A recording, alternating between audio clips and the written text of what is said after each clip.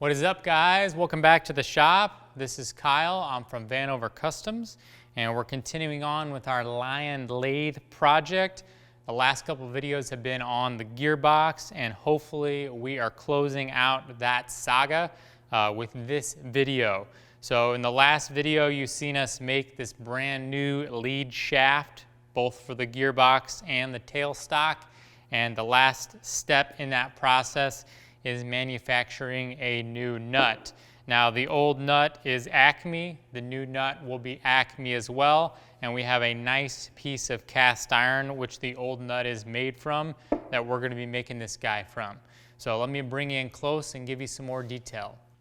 Here's a closer shot of the nut that we're going to be making. Now, the original one is a left-handed Acme, which is pretty typical with a tailstock. But because we did the gearbox, we actually reversed the direction. So we're going to be cutting a right-handed nut, which is actually slightly easier to match our right-handed shaft. We're going to be doing it out of some of this cast iron material. I believe it is a Durabar material, and we have plenty of extra material here in case we do make a mistake. Now, we are going to make a couple of modifications to the original. Obviously, we're going to be changing this metric Acme to a 1 3/4 standard. And the other thing is I'm actually going to add a little bit of material to the end. It really doesn't have a whole lot of benefit other than just giving more surface contact and hopefully allowing the nut to last a little bit longer and the shaft to wear a little bit more even. It's not essential, but there's no con in adding it other than a little bit of additional potential resistance, but by making the nut larger by a certain percentage, you will definitely extend the life, and we have room to do it, so we might as well. Aside from that, there is a hole here that we do need to make sure we locate properly, and the most critical dimension out of everything aside from the fit is the OD.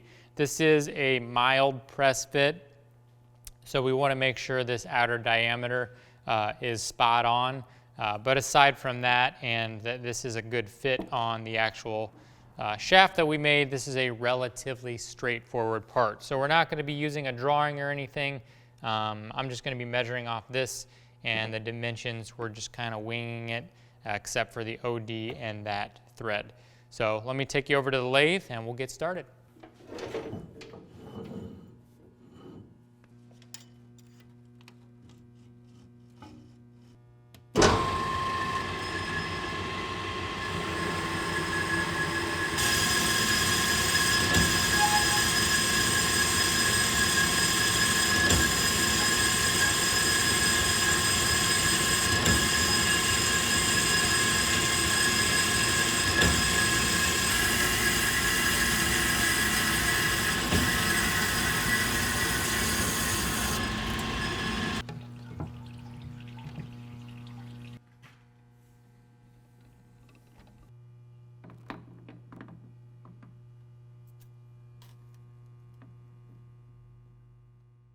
Again, just like in the last video, we're going to machine all of this in one operation, at least all the critical features, because we are extending this nut about 1 inch.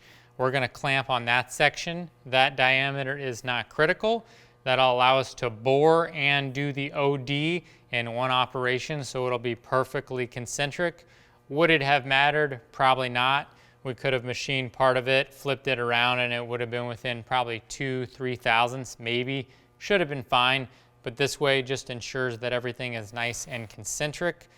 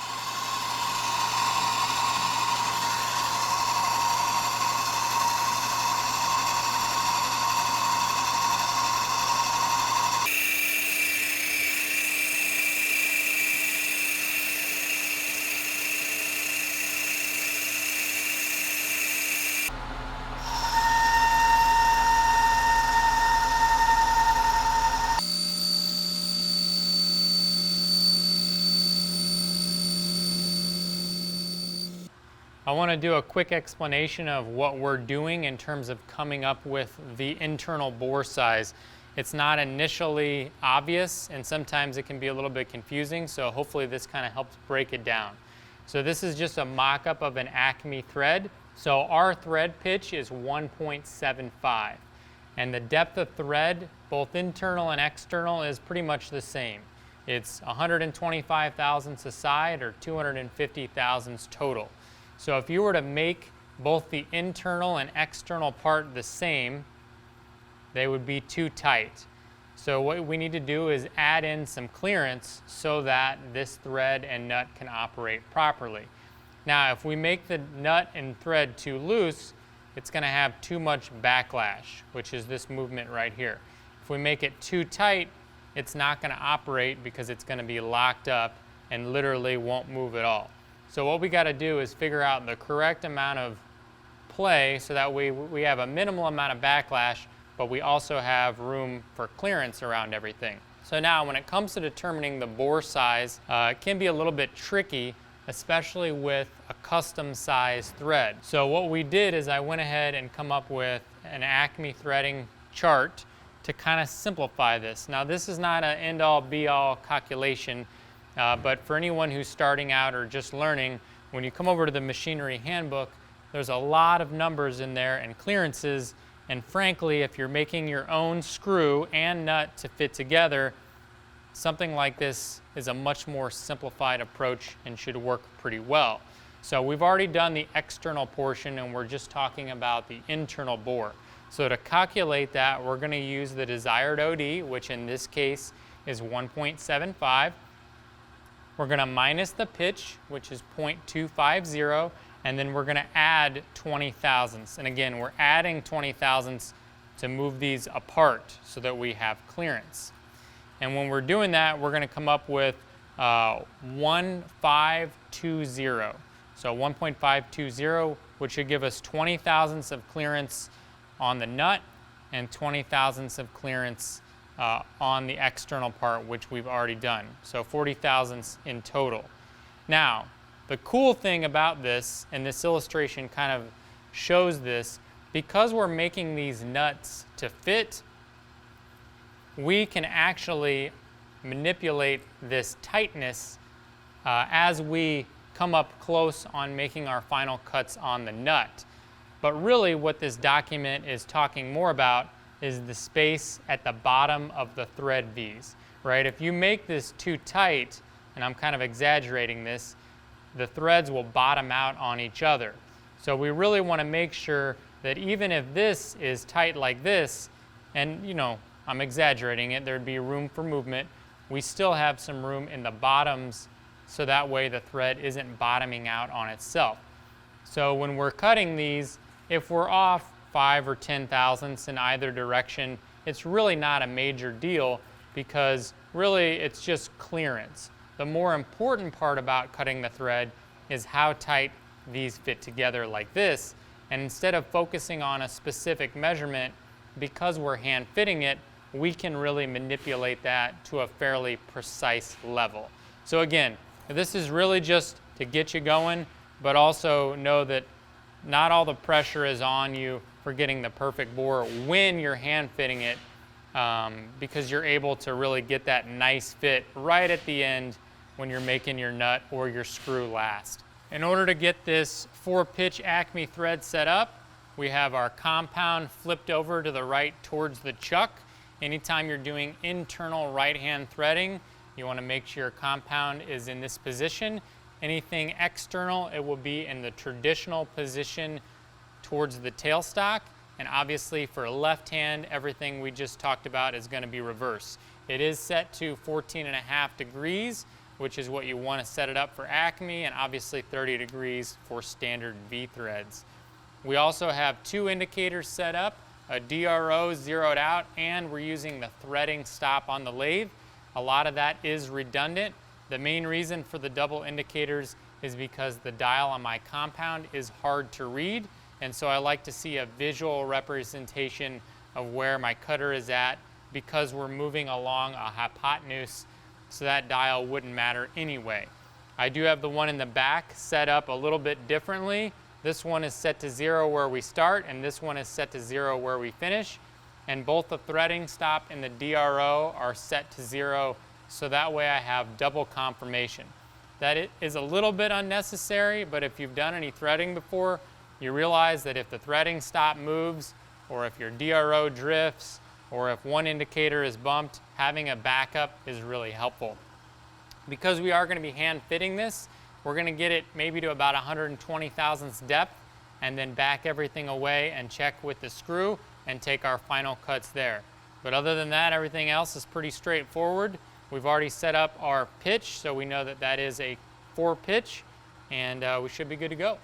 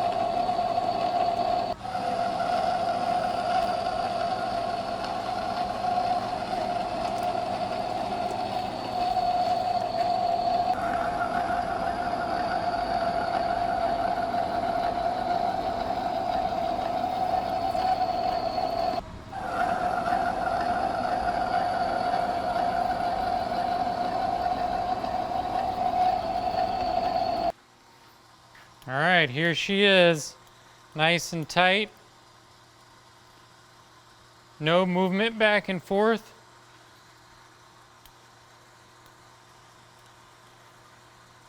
Takes some effort to screw in, but it will wear in. I'd rather have it a little on the tighter side than a little loose. I got it all the way in. Did multiple spring passes.